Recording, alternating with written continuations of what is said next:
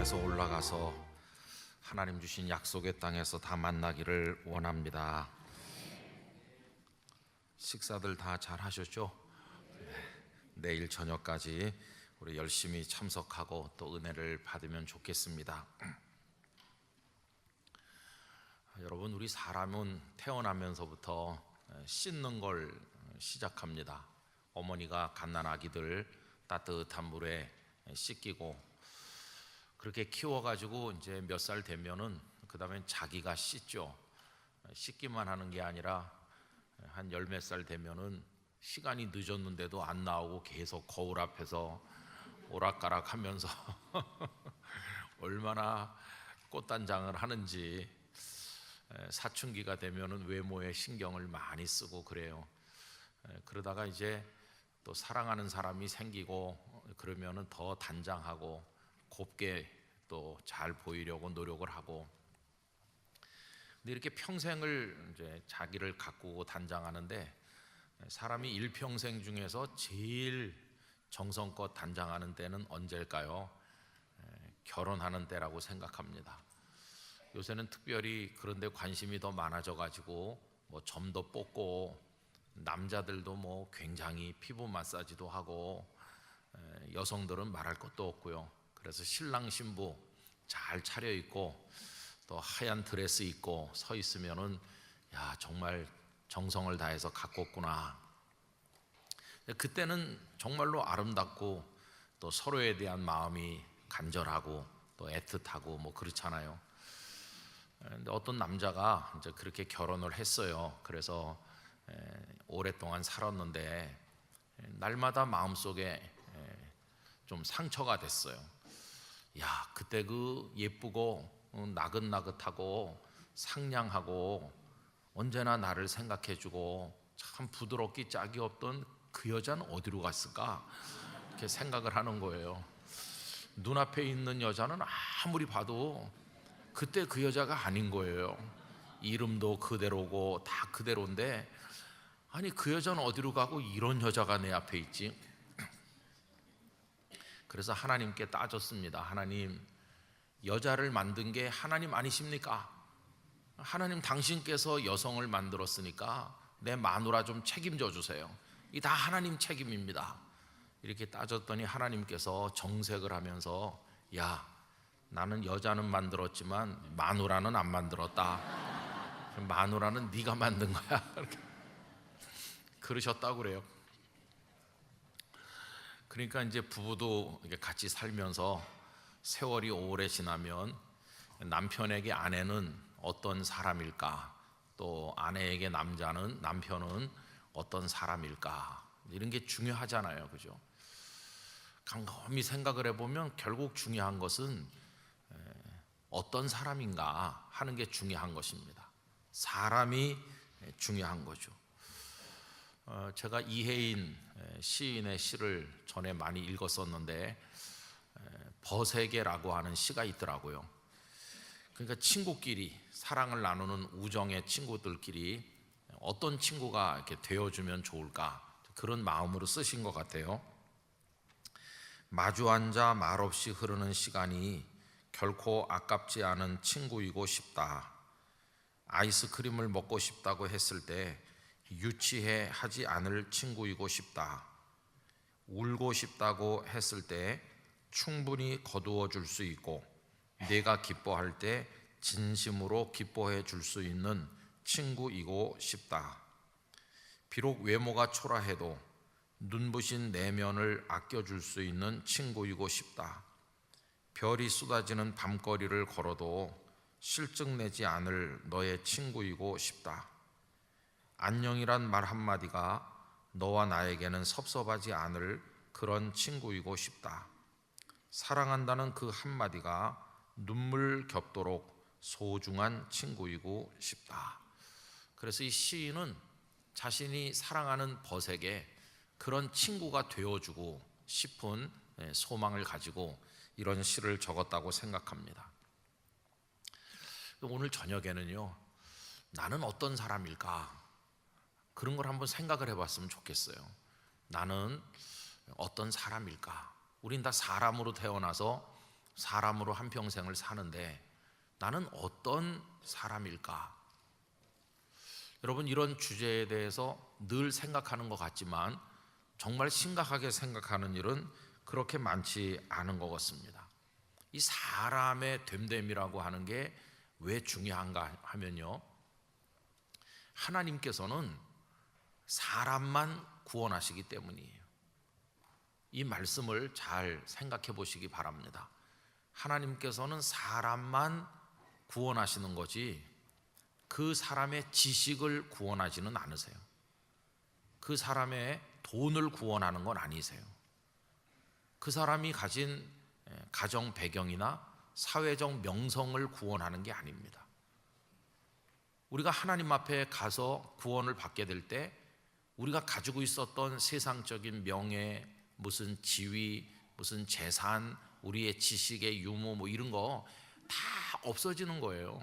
그런 건 다 없어지는 거고 나라고 하는 사람만 주님의 보혈의 공로를 통해서 구원을 받는 거예요.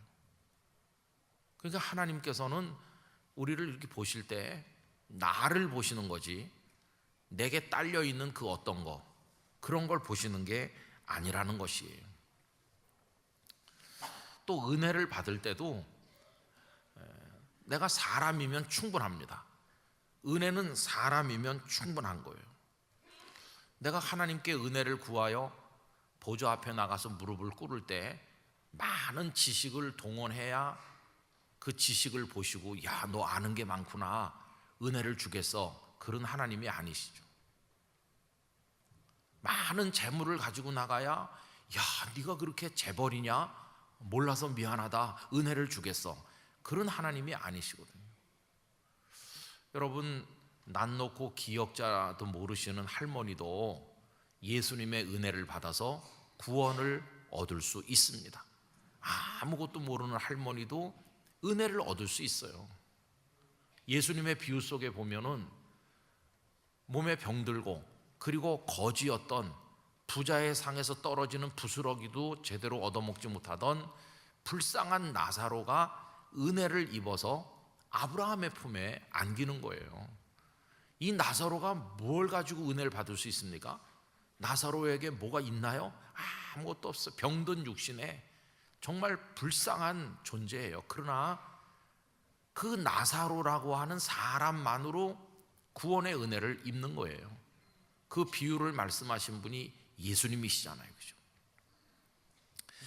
그래서 여러분, 사람과 무엇이 중요한 게 아니고 그 무엇은 아무것도 아니고 그냥 사람만 중요해요. 사람만. 그래서 우리가 하나님을 기쁘시게 할 때도 하나님은 사람만 받으십니다. 사람만. 여러분, 대표적인 예를 든다면 가인과 아벨의 이야기를 할 수 있어요. 가인도 하나님 앞에 제사를 드렸습니다. 아벨도 제사를 드렸죠. 그런데 가인의 제사는 하나님께서 받지 않으셨고 아벨의 제사는 받으셨잖아요. 그러면 이유가 뭘까에 대해서 여러 가지 가능한 설명이 있을 수도 있겠지만은 가장 핵심적인 건 뭐냐 하면은 가인이라는 사람을 거절하신 것이고 아벨이라는 사람을 받으신 겁니다. 그들이 손에 들고 나온 예물의 종류 때문에 받으시거나 안 받으신 게 아니에요. 옛날에 어떤 분들이 그렇게 설명을 하시더라고요. 가인은 피를 가지고 나가서 하나님 앞에 바쳐야 되는데 그걸 몰라가지고 곡식으로 바쳤기 때문에 하나님께서 거절하신 거고, 아벨은 양을 잡아 드렸기 때문에 받으신 거다, 이렇게 설명하는 걸 들은 적이 있어요. 그런데 여러분, 레위기에 가서 제사를 가르치는 대목에 가보면 하나님은 언제나 소나 양만 받으시나요? 아닙니다. 그 소재도 받으시거든요. 곡식가루로 만든 빵, 무슨 그 프라이팬에 붙인 것 같은 거, 전병 이런 거, 하나님 다 그런 것도 받으시는 거예요.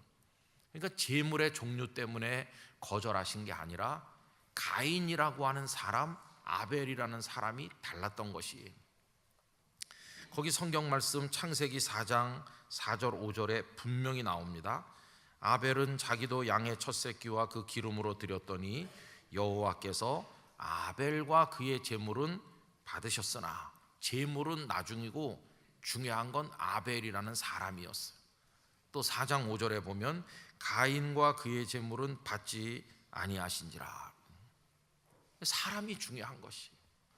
그러니까 오늘 우리가 이 세상에 살면서 하나님을 경외하고 이렇게 살아갈 때 가장 중요한 게 뭐냐 하면 나입니다. 나라는 사람이 하나님 앞에서 어떤 사람이며, 남편 앞에서 어떤 사람이며, 아내 앞에서 어떤 사람이며, 내가 사랑하고 살아가는 사람들 앞에서 나는 어떤 사람인가, 이게 얼마나 중요한지 몰라요.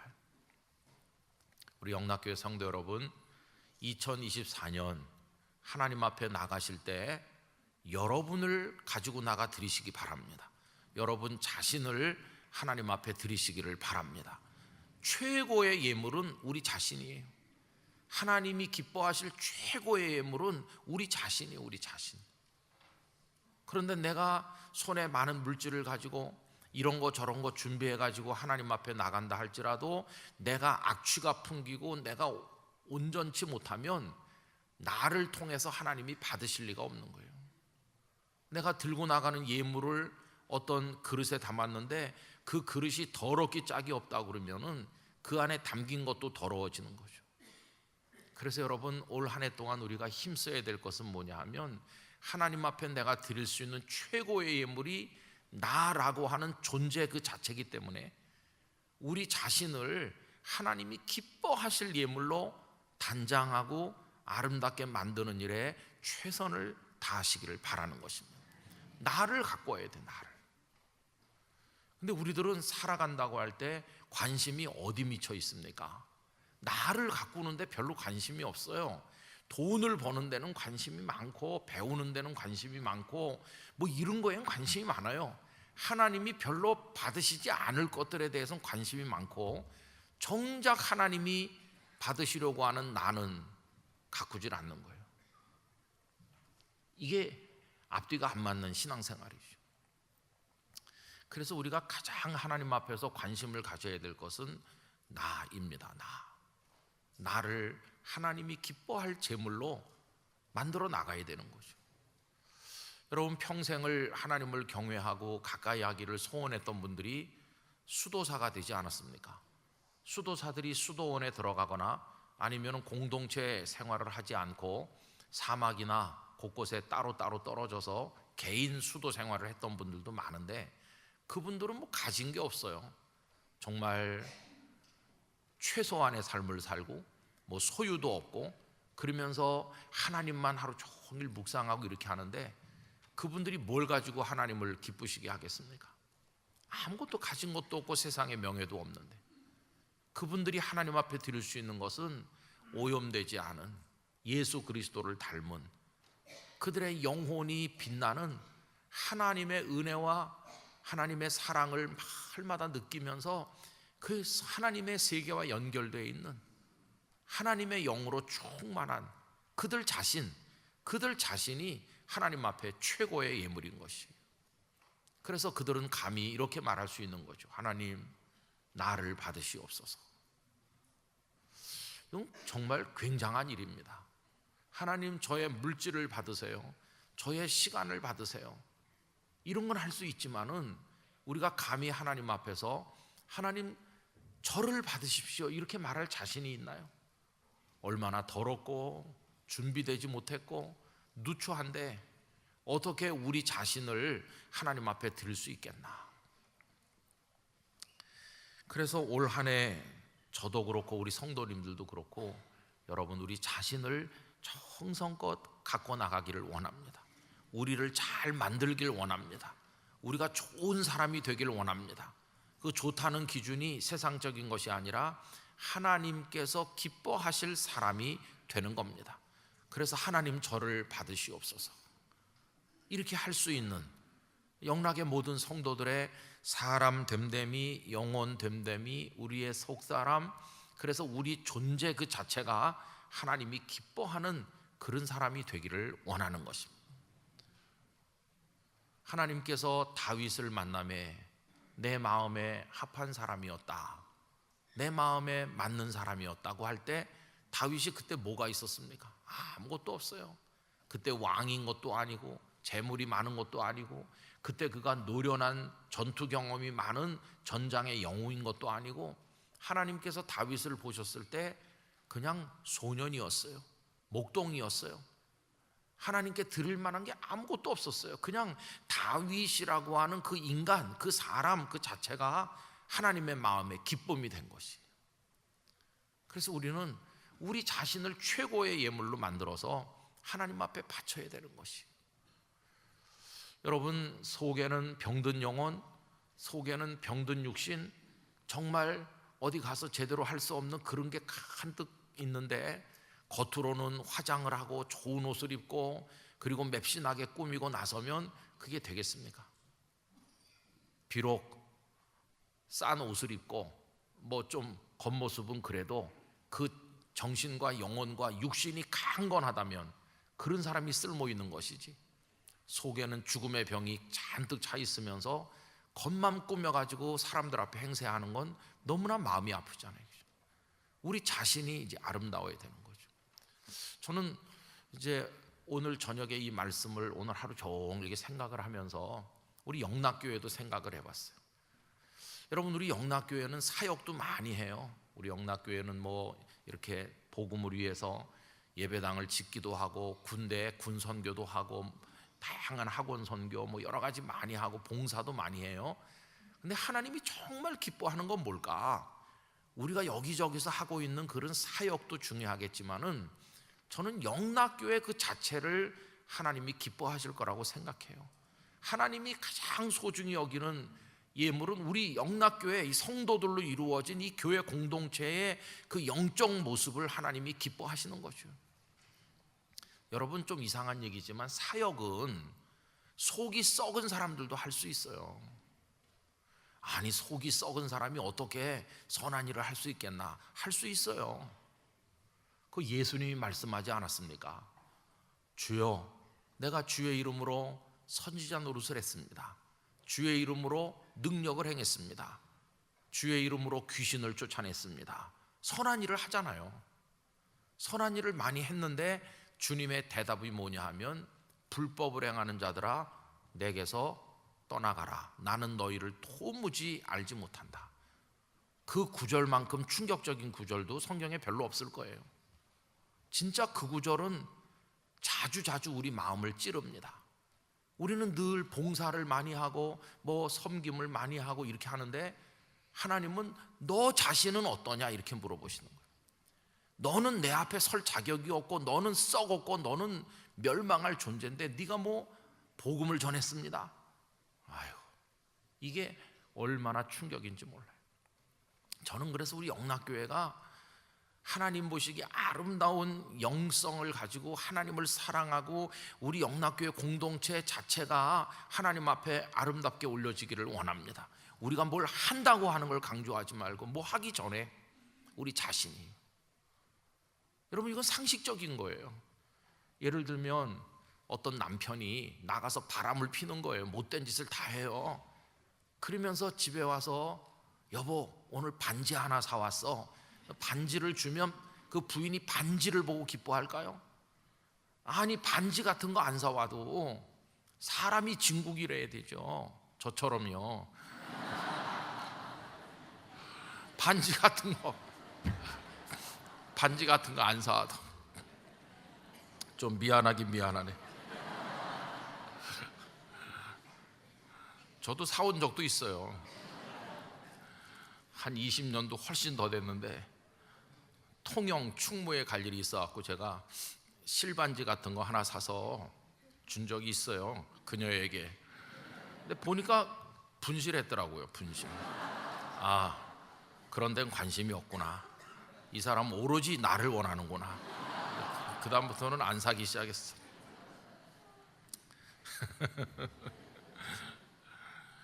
그래서 이게 정말 중요한 겁니다. 그런 소원이 있어요. 하나님, 우리 영락교회는 우리가 뭘 한다고 하는 그것으로 빛이 나는 게 아니라 그냥 영락교회로서 빛이 나게 해주세요.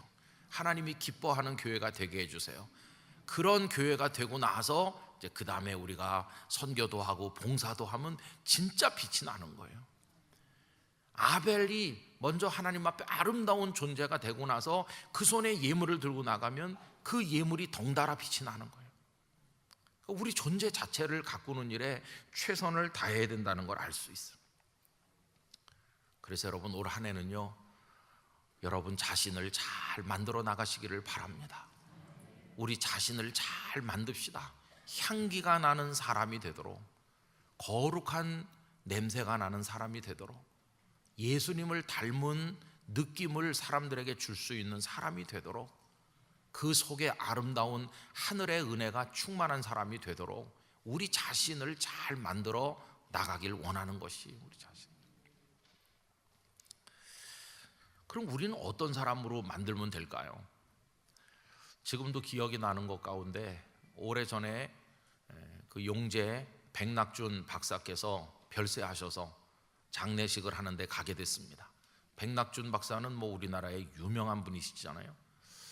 근데 갔더니 이제 장례식 순서지를 나눠주는데 제가 그 순서지를 보고 입이 떡 벌어졌어요. 순서지가 뭐 이렇게 2페이지, 3페이지, 4페이지 그런 게 아니고 얼마나 두껍고 긴지 몰라요.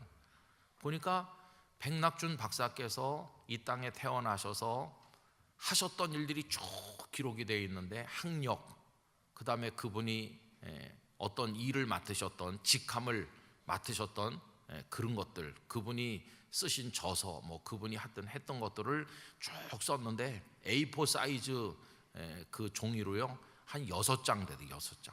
얼마나 많은 일을 하셨는지 다 읽어볼 수도 없어요. 야, 정말 거목으로 살다 가셨구나 감탄을 했어요. 그럼 여러분, 거기 그분이 뭐 몇 년도에 어디에서 모임에 뭐 장을 하셨고, 정부 기관에 뭘 맡으셨고, 유엔에 가서 뭘 하셨고, 연세대학교 총장을 하셨고, 이런 게 쭉 막 끝도 없이 나오는데, 그럼 거기 적혀 있는 그게 그 백낙준 박사님을 소개하는 내용이 될 수 있을까요? 백낙준이라고 하는 한 사람을 그런 것들로 가지고 소개가 될까요? 거기 보면은 활자화된 것 속에는 생명이 없는 거예요.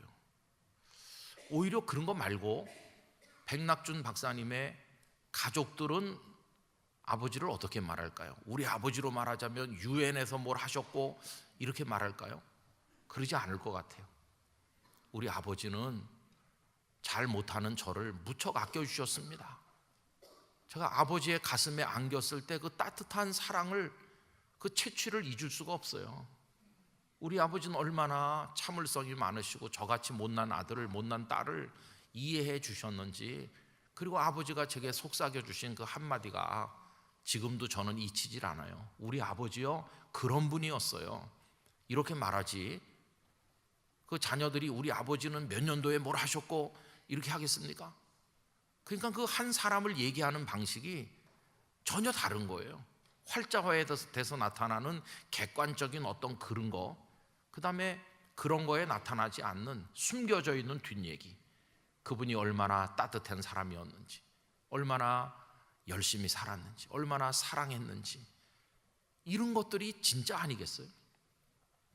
우리도 장로님들 하나님의 부르심을 받으시면 장례를 할 때 거기 주로 나와 있는 게 영락교회에서 언제 집사가 되시고 안수 집사가 되시고 장로가 되셔서 몇 년도에 무슨 찬양대에 교회학교 뭐 어느 부서에 부장을 하셨고, 이런 게 우리 장로님들 그 장례식 순서지에 나오잖아요. 그거 볼 때마다 여기 요 몇 줄 이게 그 장로님을 설명할 수 있나? 하나님께서 거기 적혀 있는 그 재직 무슨 부서 부장했구나, 이거 가지고 그 장로님을 판단하실까? 그게 아닐 것 같아요. 장로님을 판단하는 하나님의 기준은 그런 거랑은 전혀 다를 것이다. 하나님과 얼마나 따뜻하고 하나님과 얼마나 깊은 교제를 나누고 우리 예수님을 닮기 위해서 얼마나 애썼고 주님을 사랑했고 그 가슴 속에 눈물 어린 기도가 있었고 성도를 사랑하면서 하셨는지 활자화되지 않는 그런 거가 진짜 아니겠어요? 그래서 여러분, 겉으로 드러나는 사람의 어떤 모습하고 겉으로 드러나지 않지만 하나님의 성령께서 역사하셔서 만들어내는 아름다운 것들, 그런 거하고 어떤 게 중요하겠습니까? 예를 들어서 우리가 이제 교계 나가서 뭐 이렇게 노회나 총회나 그런 데서 활동을 목사님들, 장로님들 하신다고 그럴 때 어떤 자리를 차지하는 거는요, 가서 노력하면 할 수 있어요. 열심히 가서 봉사하고 거기 오시는 분들한테 제가 요번에 뭘 좀 봉사하고 싶은데 기회를 주시겠어요? 그러면 그분들이 어유 목사님, 장로님 하시라고 그러면 내가 뭐 어떤 자리에 가서 봉사를 할 수 있고 그게 나의 경력의 한 줄 들어가요. 근데 그게 우리 자신을 설명할 수 있는 방식일까요? 그런 건 아닐 것 같아요. 그런 거 말고 하나님이 기뻐하시는 거는 따로 있는 것 같아요. 어떤 영역에서 이루어지느냐 하면은 은혜의 영역에서 이루어지는 게 있다고 저는 생각합니다. 은혜의 영역에서 이루어지는 거. 어떤 자리를 한 자리 맡는 거는 방금 전에 말씀드린 것처럼 열심히 가서 하고 그 다음에 사람들의 인정을 받으면 할 수 있어요, 그거는. 그러나 정말 겸손한 사람이 되고 남을 이해해주고 참아주고 어려운 사람을 진심 어린 사랑으로 도와주고 눈물로 기도하고 교회를 사랑하고 하나님을 사모하고 은혜로 기뻐하고 이렇게 감사하며 살아가는 이런 거는 노력으로 되는 게 아니라 은혜가 있어야 되는 거예요. 은혜, 하나님의 은혜로 되는 거예요. 우리가 앞으로 우리 자신을 만든다고 할 때 치중해야 되고 열심히 해야 될 게 활자화되는 경력을 늘려나가는데 치중할 게 아니라 하나님의 은혜로 빚어 만들어지는 그 영역에 우리의 마음을 쏟아야 되는 거예요. 저는 우리 영락교회 성도님들이 저를 포함해서 하나님의 은혜를 충만히 받길 바랍니다. 그 은혜에 의해서 빚어 만들어져서 예수님을 닮는 사람이 되기를 원합니다. 향기를 풍기는 사람이 되기를 원하는 것이, 그런 사람을 하나님이 받으시는 거예요. 그런 사람이 어떻게 될 수 있을까? 이게 이제 관건인 것이죠. 그게 얼마나 중요한지 말할 수가 없어요. 최근에도 어떤 교회에서 목사님을 모시기 위해서 노력을 여러 달 하셨는데 결국은 그 청빙위원들께서 한 분을 정해가지고 성도들 앞에 이렇게 내세웠는데 거기서 결정이 안 됐어요. 절반 이상의 성도들이 반대해가지고 그 청빙위원들이 추천했던 분이 안 됐어요. 다시 백지 상태로 돌아왔어요. 그래서 그런지 청빙위원회를 새로 구성해가지고, 그래서 청빙위원장이 되신 장로님께서 저에게 긴 편지를 보내셨더라고요. 당신 교회 사정을 쭉 이렇게 얘기를 하시면서, 그러니 목사님께서 우리 교회 담임 목사가 되면 좋을 사람 주변에 보시고 한 사람 좀 추천해 주시기를 바랍니다. 정중하게 편지가 왔어요. 근데 제가 답을 못했어요. 아직 시간이 없는 건 아닌데 사람을 소개하는 거잖아요. 사람. 어떤 사람을 소개하면 되겠습니까? 어떤 목사님을. 객관적인 조건을 말할 수 있죠. 이 목사님은 뭐 어느 대학을 졸업했습니다. 어디서 뭐 신학을 공부하셨고, 그리고 그 이후에도 뭐 석사 과정을 하셨고, 이 목사님은 뭐 아버지도 목사님이고, 뭐 이런 조건들, 뭐 그런 거 말할 수 있죠. 근데 그런 게 그 목사님을 설명하는 걸로 충분한 게 아니잖아요. 그 목사님이 얼마나 하나님 사랑하는지, 하나님의 은혜를 얼마나 체험했는지, 그 영혼에 얼마나 기쁨이 있는지, 감사한지, 그러면서 주님을 사랑하는지, 복음에 대한 열정이 있는지, 그런 거는 활자로 나타나지도 않고 무슨 졸업 증명서에도 나오는 것도 아니잖아요. 근데 하나님이 보시는 건 어느 쪽일까요? 그 은혜로 되는 그 영역이거든요. 그게 진짜 사람인 것이고, 그 사람. 이력서에 나타나는 건 그 사람이 아닙니다. 그 사람의 껍데기에 불과해요. 진짜 그 사람이 누구냐를 보여주는 그게 중요한 것이죠. 저는 우리 예수님을 생각을 해보는 것이요. 여러분, 예수님은 당신을 어떻게 소개하셨나요? 너희들 내가 누군지 아느냐? 제자들이랑 사람들 모아놓고 나 하나님이야 하나님 이렇게 소개하셨나요? 물론 제자들에게 너희는 나를 누구라 하느냐 하니까 베드로가 주는 그리스도시요 살아계신 하나님의 아들이시니다라고 했지만, 하나님 그 아들이신 걸 고백했을 때 칭찬하셨지만, 예수님은 사람들 모아놓고 나로 말할 것 같으면 하나님이고 내가 세상을 다 지었고 나는 하늘 보좌에 있었고 이런 식으로 말하지 않았어요. 마치 이력서 낭독하듯이 당신을 소개하신 분이 아니세요. 길거리에서 예수님을 만난 소경 바디메오나 혈루증을 앓았던 여인이나 사마리아 우물가에서 예수님을 만난 그 불쌍했던 사마리아 여인이나, 이 사람들이 예수님이 나는 하나님이다 그랬기 때문에 예수님께 간 게 아니에요. 그분이 얼마나 가난한 사람, 병든 사람, 연약한 사람 사랑하시는지, 얼마나 그들 곁에 함께 계셔 주시는지, 당신을 낮추시고 진심의 사랑으로 그들을 돌보시는지, 거기에 감격하고 거기에 그냥 녹아내린 거지. 여러분, 좀 복잡한 얘기지만 잘 생각해 보세요. 여기 지금 굉장히 아픈 환자가 있다고 합시다. 이 사람 조금만 누가 치료를 도와주면 좋아질 텐데 너무너무 고통스러워해요. 근데 그 옆에 아주 저명한 의사가 있다고 합시다. 그럼 여기 죽어가는 환자, 저명한 의사 이렇게 있으면 이 사람 구원받을 수 있나요? 구원받을 수 없습니다. 아무리 세계 최고의 의사가 있어도 구원받는 게 아니에요. 또 여기 지금 맨날 며칠 굶은 사람이 있다고 합시다. 근데 그 옆에 세계적인 재벌이 있다고 합시다. 그럼 이 사람 배가 불려질까요? 아닙니다. 그렇게 존재하는 것만 가지고는 구원받을 수 없어요. 구원이 이루어지려면 이 재벌이 이 굶은 사람을 사랑하기 시작해야 이 사람이 배부름 얻을 수 있어요.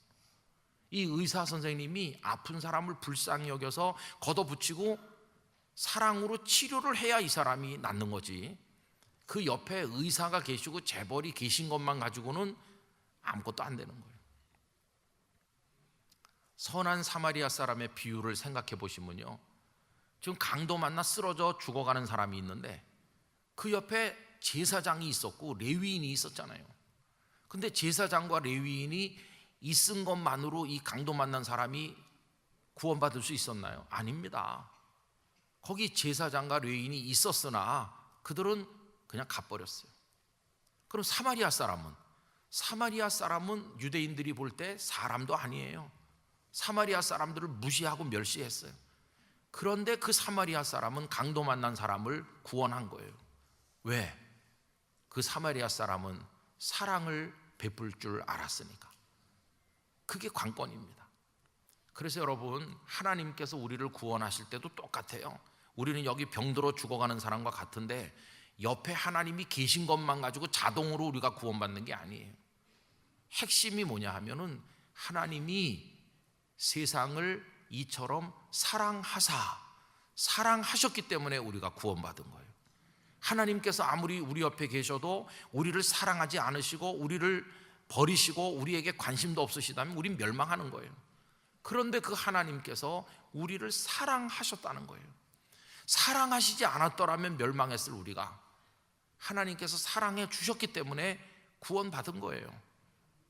이게 얼마나 중요합니까? 그러니까 하나님이 하나님이신 게 중요하지만 하나님이 하나님이신 것만 가지고 우리가 구원받는 건 아니에요. 그분이 우리를 사랑하셨기 때문에 구원받은 거예요. 여러분, 아버지가 자녀를 사랑하는 것도 똑같습니다. 아버지가 장관님이시다, 아버지가 재벌이시다, 아버지가 유능한 분이시다, 세상에서 유명한 분이시다 그런다고 그 자녀가 사랑받을 수 있나요? 아닙니다. 그 아버지가 집에 와서 바깥에서 활자화될 수 있는 명함에 실린 그 아버지의 명성과 이런 거 다 내려놓고 어휴 내 새끼 그러면서 그 자식을 끌어안고 같이 울어주고 아파해주고 격려해줄 때 그 아이가 아버지가 생기는 거지. 그거 해주지 않으면은 그 아버지는 그냥 바깥에서 유명한 한 남자일 뿐이지 아버지가 아닌 거예요. 저는 우리 그리스도인들이 너무 많이 속고 있다고 생각합니다. 우리 자신을 하나님 앞에 가지고 나갈 때도 자꾸만 그런 껍데기를 한 줄 더 추가하려고 애를 쓰는 거예요. 껍데기. 아무짝에도 쓸모 없지는 않겠지만은 하나님은 중요하게 보지 않는 거. 사람들은 거기 혹해요. 야, 이분이 이런 분이구나. 사람들은 그거에 혹해요. 그러나 하나님은 아무 관심이 없어요. 하나님은 그 사람에게만 관심이 있으시니까. 그 사람에게만. 우리의 모든 관심은 하나님이 중요하게 여기지 않는 거에 관심이 가 있으니까. 우리 관심이. 그게 얼마나 심각한 겁니까? 하나님이 정말 관심을 가지시는 건 나 자신인데, 나 자신 속은 더러워지고 썩어가는데도 이거는 신경을 안 쓰고 하나님이 중요하게 여기지 않는 거에만 목을 매달고 사니까 이게 아주 심각한 것이에요. 간절한 소원이 생기더라고요. 김은성 목사, 너는 어떤 사람이냐? 여러분, 저를 누가 소개한다면 어떻게 소개할까요? 그 김 목사 부산에서 목회했던 사람인데 지금은 영락교회에서 목회한대. 그 사람 어떻게 생겼대요? 그냥 뚱뚱하대. 그 사람 뭐 어떻대요? 그냥 뭐 열심히 하는가 봐. 그 사람 나이는 몇 살 됐어요? 제법 늙었을걸? 뭐 그 사람 뭐 이렇게 소개할 수 있잖아요. 그 사람 요새 뭐 해요? 그 사람이 뭐 전에 부산에서도 뭐 했고 선교단체에서도 뭐 책임도 맡아 있었고, 그 사람이 뭐 옛날에 방송국에서도 뭐 했었다고 그러고 뭐 그렇게 하겠죠. 쭉 이렇게. 여러분, 저도 세상 떠나면 만약에 저를 장례식을 한다 그러면은 몇 줄 나올 거예요. 몇 줄 나온다고요. 요새는 뭐가 나오냐면 대광학원 이사장, 뭐 영락학원 이사장, 뭐 이런 거 나옵니다. 요새. 여러분, 그런 거 잘 아세요? 저도 몇 줄 나와요. 근데 그게 저일까요? 아이고, 조금 있으면은 다 없어질 거예요. 제가 은퇴하면 더 이상 대강학원 이사장도 아니고 영락학원 이사장도 아니에요. 그런 건 다 없어지는 거예요. 거기 있는 건 다 없어지는 거고, 은퇴를 하고 하늘나라 갈 때까지도 계속 남아있을 거가 뭡니까? 인간 김은성이에요. 하나님의 아들 김은성, 성도 김은성, 하나님의 은혜를 받은 사람 김은성, 그것만 남는 거예요. 그런 거 다 빼놓고 인간 김은성을 가만히 보면 하나님이 받으실 만한가? 아유, 그 사람은 그냥 속이 시커매. 사람들은 잘 모르겠지만 하나님은 다 아시잖아요. 현미경보다 더 밝게 우리 속을 다 들여다보시고 얼마나 두렵기도 하고 죄송하기도 합니까? 하나님은 속속들이 아시잖아요. 속속들이. 우리는 그 MRI 사진 찍는 그런 기계 앞에서도 겁을 내잖아요. 저도 가끔 가서 그런 걸 찍는데 머릿속에 뭐 있다고 오래전에 그래가지고 그래서 1년에 한 번씩 가서 찍은 적이 있거든요. 그래서 뭐 머릿속에 혈관에 피가 잘 돌고 있는지 없는지 두 종류를 찍더라고요. 그래서 며칠 있다 가면은 그 선생님께서 별일 없으십니다. 피가 잘 통합니다. 다 나오더라고요. 그 컴퓨터 화면에 그 찍은 게. 야, 세상에 기계도 이렇게 발전해가지고 내 몸속을 다 들여다보는구나. 그런데 하물며 하나님은요, 하나님은 우리 몸속의 것만 보시는 게 아니라 그 기계가 보지 못하는 우리 영혼을 다 들여다보시는 거예요.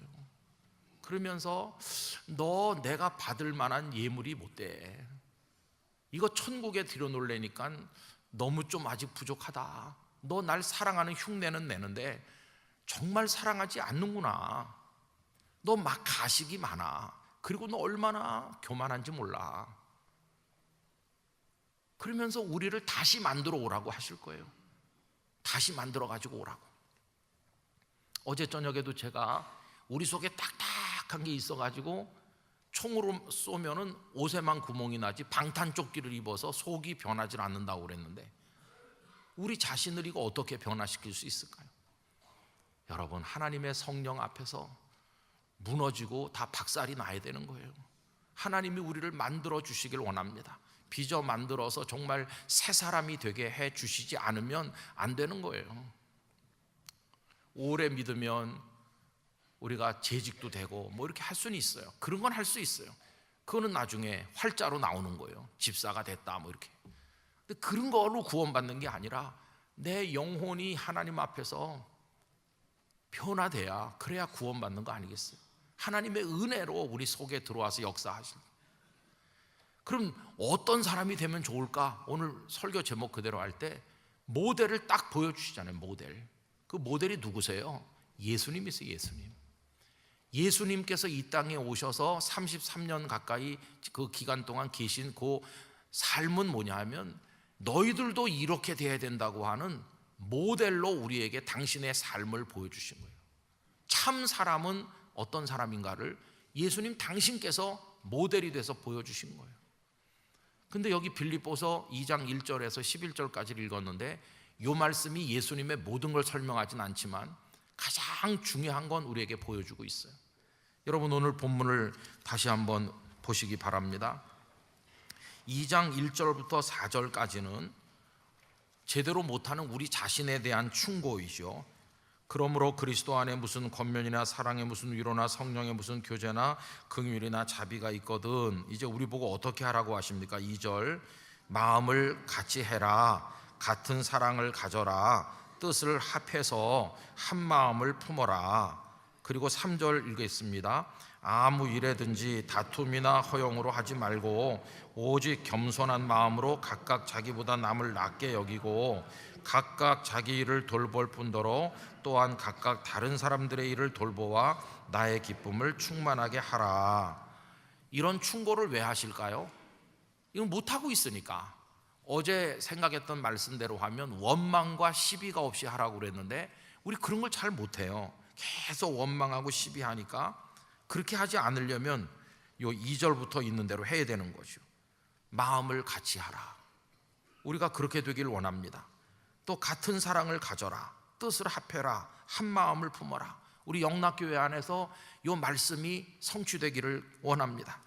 또 다툼이나 허용으로 하지 말고 겸손한 마음으로 자기보다 남을 낫게 여기고 서로 이렇게 나보다 훌륭하시다. 이게 가식이 아니고 진심으로 그렇게 해주고 4절 자기 일을 돌볼 뿐더러 다른 사람들의 일도 돌보아서 재직 부서가 많고 뭐 다양하게 있으면 그 부서가 그 부서의 일을 하지만 다른 부서도 이렇게 격려해주고 칭찬해주고.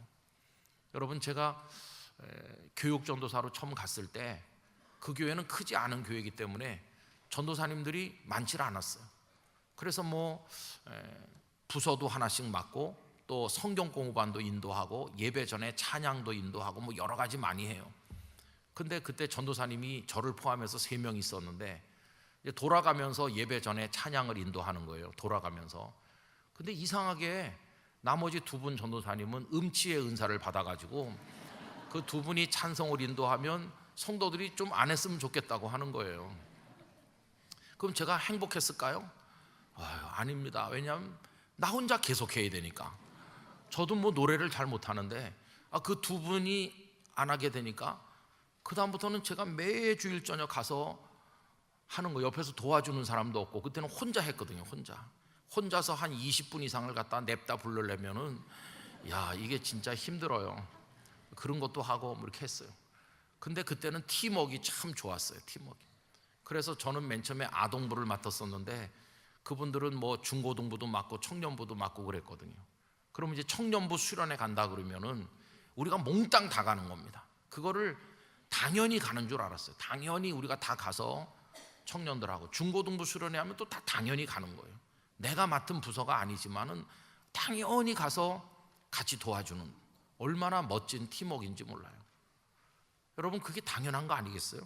자기 일도 잘하고 다른 사람들의 일도 돌아봐 주라고. 그래서 우리 영락교회처럼 부서도 많고 뭐 이렇게 기관이 많은 기관끼리 서로 경쟁하는 게 아니라 서로 도와줘야 되는 거예요. 여전도회, 남성교회 도와주고 서로 도와서 일이 잘 되게 해주고 이제 그렇게 하라. 근데 이렇게 잘하고 있나요? 못하나요? 우리가 잘 못하는 거죠. 빌립보 교회 성도들도 훌륭하긴 하지만 못하는 부분이 많은 거죠. 어떻게 잘 못했나? 여러분 한번 확인해 볼까요? 빌립보서 4장으로 가보실까요? 4장 2절 말씀 보시면 이런 말이 나옵니다. 내가 유오디아를 권하고 순두개를 권하노니 주 안에서 같은 마음을 품으라. 참 이건 좀 특이하죠. 빌립보 교회 성도들이 많았을 텐데 바울이 딱 두 명을 이름을 거명하는 거예요. 유오디아는 좀 이름이 괜찮은 것 같은데, 순두개는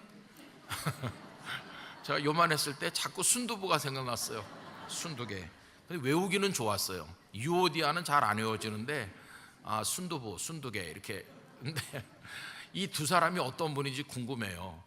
그래서 여전도에 뭐 임원쯤 되는 분이, 우리식으로 말하면 하여튼 그 빌립보 교회에서 발언권이 세고 좀 라이벌 의식도 있고 그랬는지 모르겠어요. 그런데 딱 이 두 사람을 찍어가지고 말하는 거예요. 뭐라고 말합니까? 같은 마음을 품으라고. 같은 마음을 품으라고.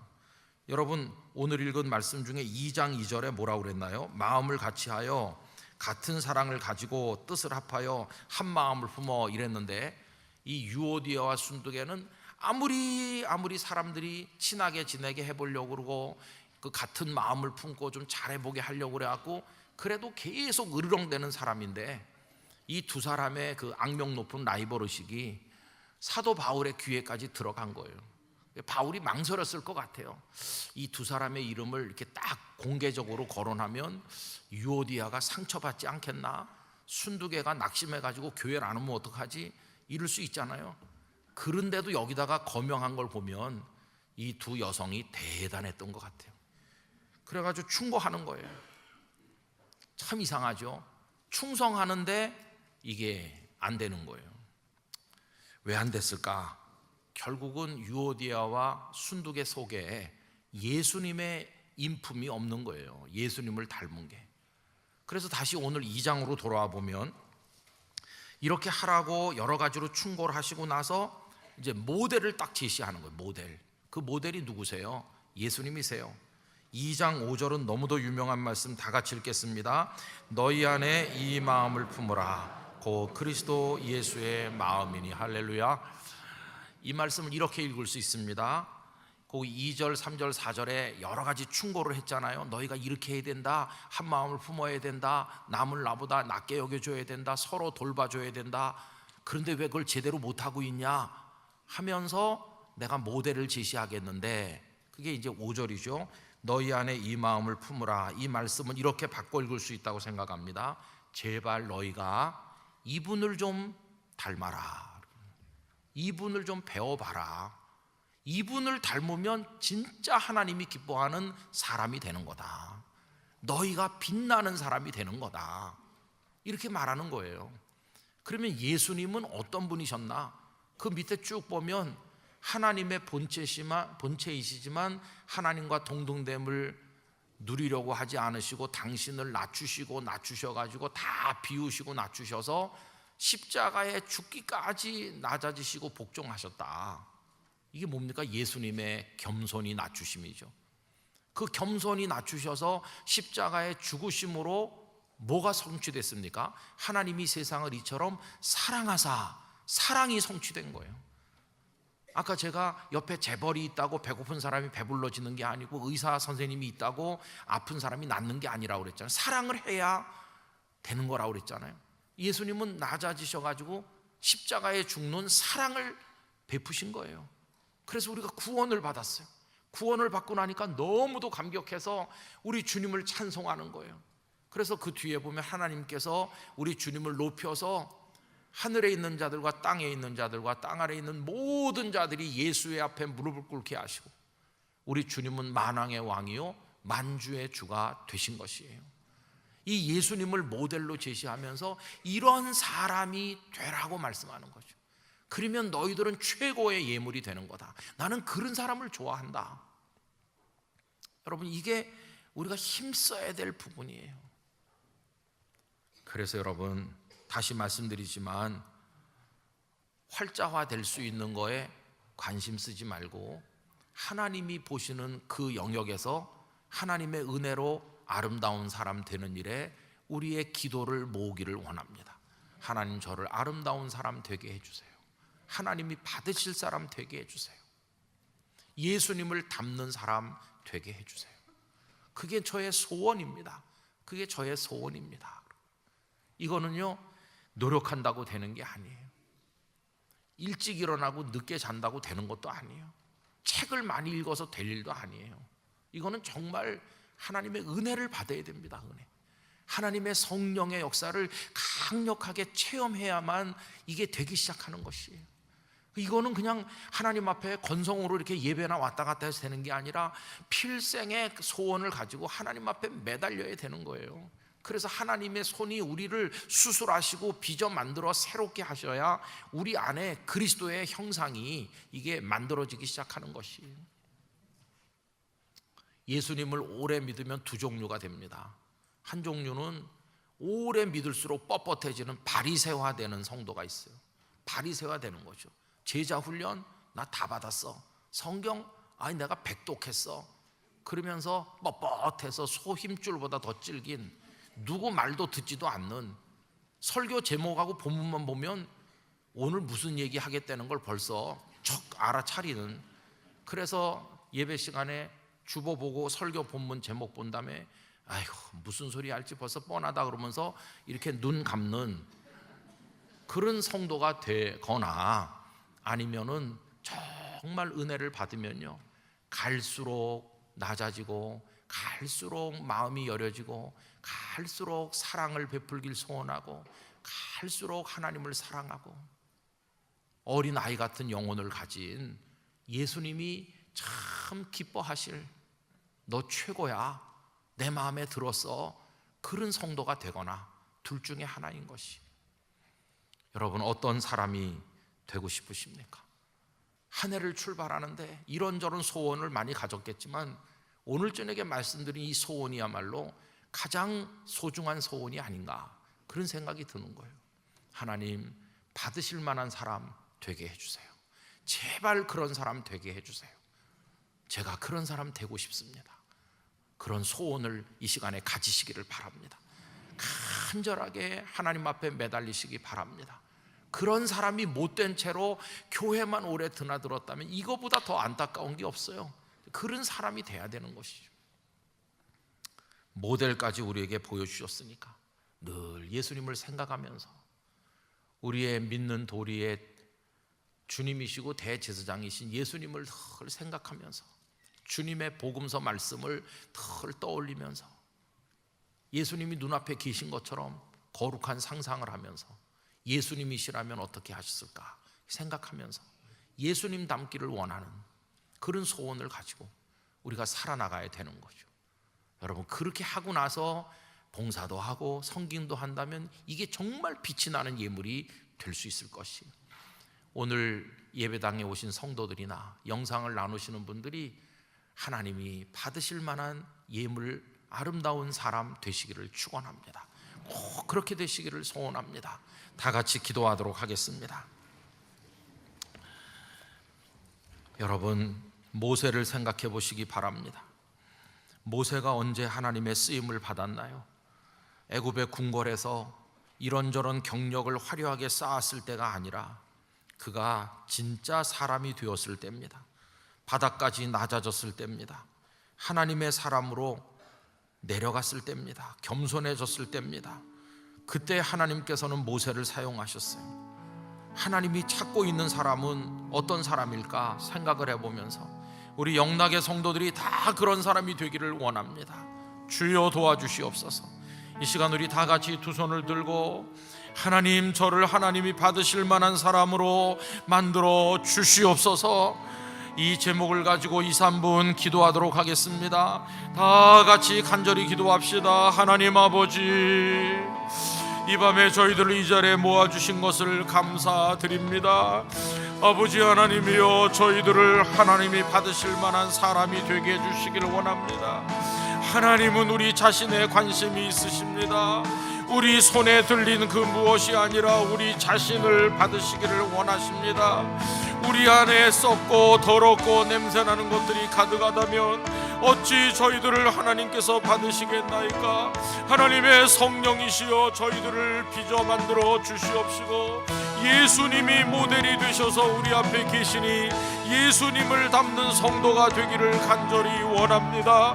하나님 앞에 아름다운 아름다운 사람이 되기를 원합니다. 영락교회가 그러한 교회가 되기를 원합니다. 성령이시여 우리를 새롭게 하여 주시옵소서. 성령이시여 우리를 다시 빚어 만들어 주시기를 원합니다. 이 밤에 우리 가운데 임하여 역사하여 주시기를 원합니다. 축복하여 주시옵소서. 오 할렐루야, 함께하여 주시옵소서. 이 밤에 저에게 임하여 오시옵소서.